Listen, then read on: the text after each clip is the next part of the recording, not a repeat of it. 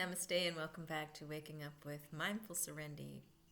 I was going to say yoga, but I kind of, for the purpose of these talks, I removed the yoga, even though everything I speak about and the way I think and the way I live my life is all yoga based. I don't want people to get confused with Hatha yoga and what I'm doing here, because sometimes I think if they see yoga on the title, they're automatically going to assume that yoga that takes place on the mat, which is only a tiny, tiny section of yoga, and they may be expecting some type of sequence, which I'm obviously not doing as I sit here.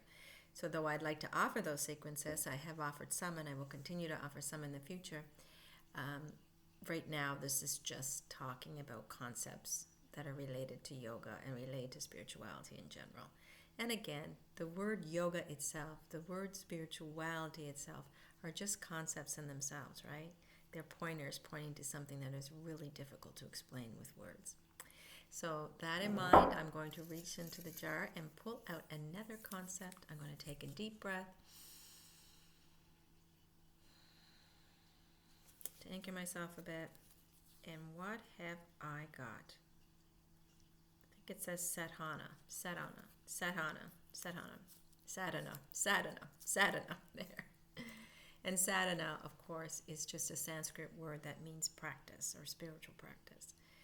And a sadhana is something we all should be taking on in our lives if we want to become better human beings, if we want to go beyond our identification with the physicality of this world and the superficiality of it sometimes that we see as we are identified with the physicality. So sadhana is a practice.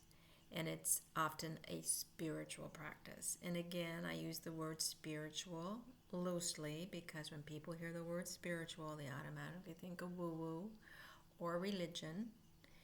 And this is neither purporting religion, the need for religion, or the need to go beyond religion. It is just trying to show that we all need some type of a practice in our lives that takes us a little deeper. And I guess that's what the best thing about a sadhana does. It takes us a little deeper, away from our focus and attention on the physicality, on the superficial layer of our existence, and pulls us down into what Edgar Tolle might refer to as the horizontal layer. A vertical layer, sorry. Yeah, never good math. So down into the vertical layer of our existence, we go deeper with the sadhana.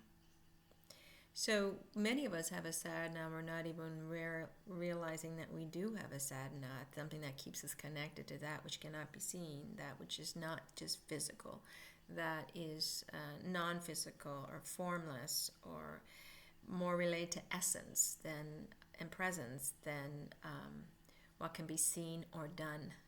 More related to being than doing.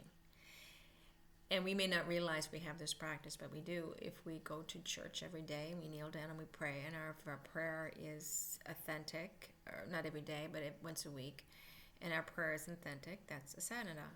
If we congregate with a group of like-minded people to get into the deeper layers of who we are, like as in a church or a synagogue or a temple, that in itself is a sadhana. If we get up in the morning and we do, a meditation, that is a sadhana. If we do a meditation before we go to bed, that is a sadhana. If we take several moments throughout the day to just focus on our breath, that is a sadhana. If we make it part of our day to do something kind and good for another human being or another being, that is a sadhana or practice. We should be living our lives as if life was a sadhana or practice. Life is the greatest teacher, the greatest forum, the greatest yoga mat, if you want to say, for us to experience, for us to learn, for us to grow on. Because our practice doesn't just include what we do in church and what our doctrines and dogmas tell us what we should do. Be kind to other people. Don't do this, don't do that. though those are all very important things. Our practice is how we live every moment, how we receive life when life comes at us. Sometimes life comes at us as a gentle breeze, and we can sit there and say, this is easy to take. I love this. Give me more of this.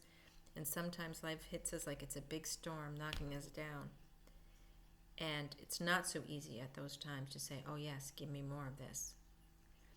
But being able to accept that storm in the same way we accept the breeze is a practice, is something we should be striving for in our practice.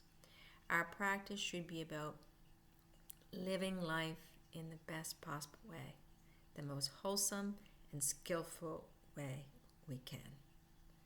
That should be our sadhana. And sure, we can, have set times to go to temple, set times to go to synagogue, set times to go to church, set times to do, bow down to Allah 5 times a day. Those are very special, and yes, continue with those.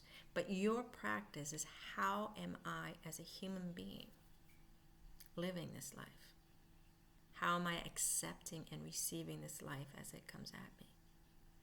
Are you resisting and tensing and saying no against it?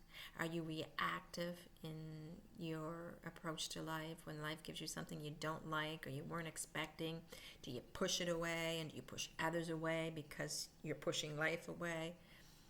Do you live without giving then because you're all closed up in a ball of tension and stress? Or are you open to life? Are you allowing and accepting life to be exactly what it is, when it is, instead of living in a state of expectation, living in a state of conditionality, living in a state where you are demanding life be good to you as a little human being? Our sadhana here as humans is to experience this wonderful opportunity we're given to experience. More deeply, it is to allow life, with a capital L, to experience itself through us and our experience. To allow consciousness, that which we really are at the essence of who we are, through all those koshas down to the core, to expand. It's about being everything we can be. That's what a true sadhana is. It doesn't occur on a mat, doesn't occur in a church, occurs every moment of every day. As you can see, I gotta go. Thank you so much for joining me. Namaste.